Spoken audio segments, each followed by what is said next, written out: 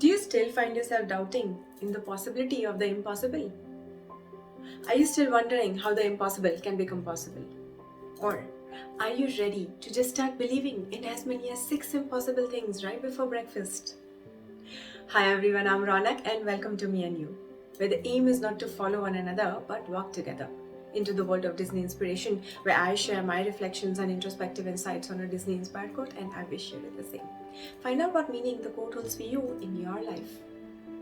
For inspirational quotes are like pieces of puzzle, and it's up to us to find out where it fits in our puzzle of life. And so, to all the newcomers, as I welcome you to this channel, I truly hope that you're ready to put on your introspective glasses as you begin your journey within. And for those who've already been walking with me, I welcome you once again. Before I begin, for those who've not had a chance to see the previous video series 10 Steps to Manifesting Your Dream Life the Disney Way, go with 20 ways to unlock the genie within. And the first 2 parts in this video series, I truly recommend that you go ahead and watch them first. For each series is like a treasure hunt, where each quote is like a clue, leading you to yet another clue, leading you to yet another quote, until you find your treasure within. You'll find the links to all the videos in the description box below. So let's continue to the third step in our series, 10 Steps to Living Your Dream Life the Disney Way, with the third quote from the Disney movie Alice in Wonderland, where Alice says, "Why, sometimes I've believed in as many as 6 impossible things right before breakfast." As I was reflecting on this quote, and I hope you do too as we walk together today, the first question that I asked myself was, what does the word impossible mean to me? And as I was reflecting on it, I realized that for me, the word impossible meant that it just cannot happen. Even if I want it to happen, it just cannot happen. And so then the question that came to me was, what made me say if anything was possible or impossible? If anything can happen or not happen? For what sounded impossible to me, for what meant impossible for me, was very much possible for someone else. So then what was it that made me see it? And as I was reflecting on it, I realized that for me, anything I already knew I could do counted as possible. Anything that I even had an inkling of doubt in terms of having it or doing it automatically counted as impossible. Anything that did not fit in my rational thinking mind as to how it will happen, how can it happen, why it shouldn't happen, why it cannot happen, and so on, automatically counted as impossible for me to do or have in life. And that's when I understood why believing in the impossible was so crucial, why having faith in the impossible was so important.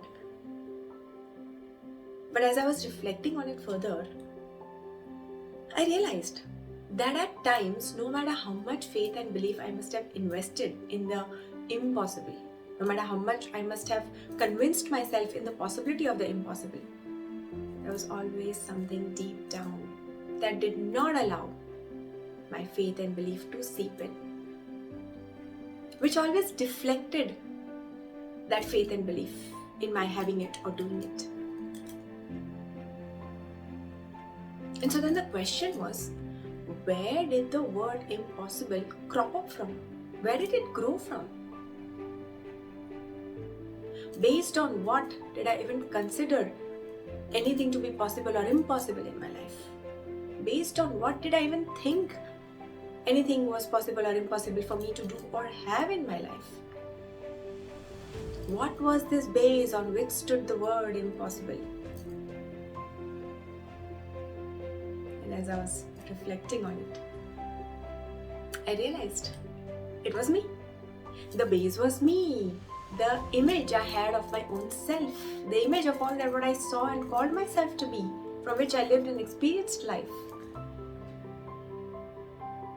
And anything that did not fit in this self-image automatically became impossible for me to do or have in my life, even if deep down I desired it, wanted it, wished for it, worked hard for it, prayed for it, and so on. Anything that contradicted this current framework of self-image automatically counted as impossible for me in my life, for it just did not allow me to look through it, around it, or beyond it. And that's when I finally understood why my no amount of faith and belief in the impossible had ever worked. For this base of self-image that I believed myself to be was so strong that it just couldn't allow anything contradictory to seep in. And that's when I realized trying to believe even in one impossible thing right before breakfast was in itself impossible, and that it was of no use to fool myself anymore and falsely continue to have faith and belief in the impossible. For until I cleared this base on which stood the word impossible, out of which the word impossible grew its roots, I would always continue to fall short at my every attempt to conquer the impossible.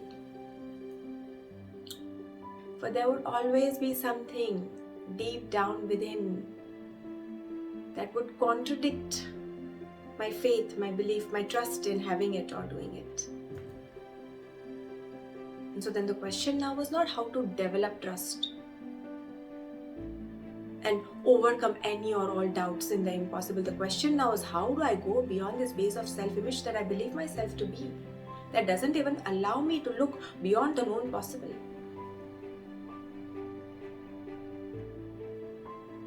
And as I found myself digging even deeper, I realized that this base of self-image was not a base but a web of programs, conditions, beliefs, past experiences that I considered myself to be, and that became my lens through which I saw the world and experienced life. And as I was reflecting on it further, I realized that in this web of self-image, I was not some insect trying to break free from the web, but rather I was the spider who had created my own web of self-image.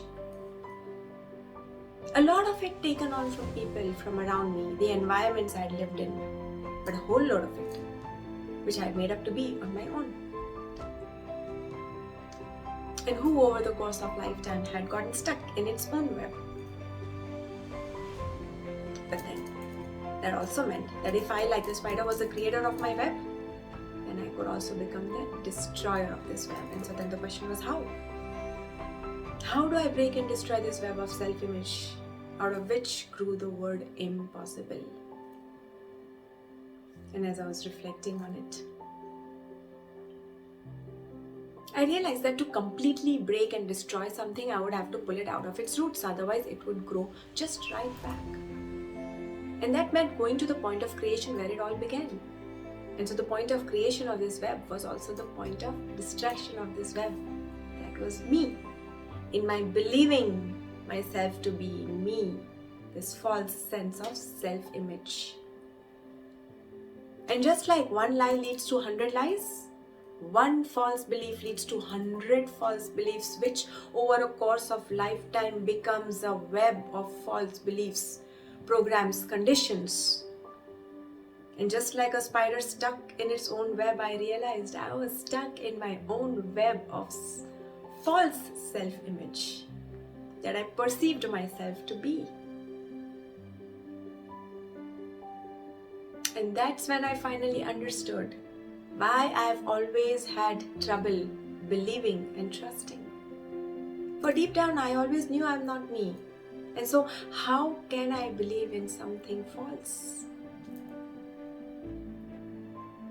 And if I am not this current sense of self-image that I believe myself to be, then who am I? Who am I? Well, I don't know who I am yet. I now know for sure I am not me. And that's when I knew for sure that it was time to make the biggest shift in my life. Shift from me to me. I don't know who I am yet, but I now know for sure I am not me. And so then the question was how? How do I make this shift from me to me? And as I was reflecting on it, I realized I was already in the process of it. And the shift had begun the day I created my first video, believing it's just the beginning for me and you. Just like Alice, I had out of curiosity followed the white rabbit and entered the rabbit hole within through introspection and reflection, which had led me to this day today, to this third part in this third video series, as the third year of me and you began.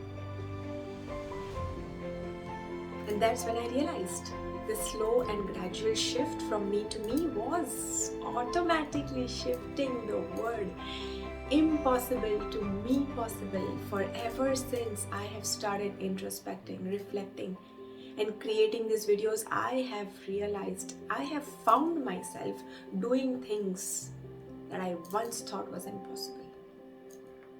And that's when suddenly I realized that this slow and gradual shift was but a journey leading me home to me. And that's when suddenly I no longer needed to believe in as many as 6 impossible things right before breakfast. For now, I know as many as 6 me possible things right before breakfast. And that's when I understood. It was time to let the past take a bow, for the forever is now. And now is the time to keep moving forward and open new doors and do new things, for I am curious and curiosity leads me down new paths, which is going to be the basis for my next video. But for now,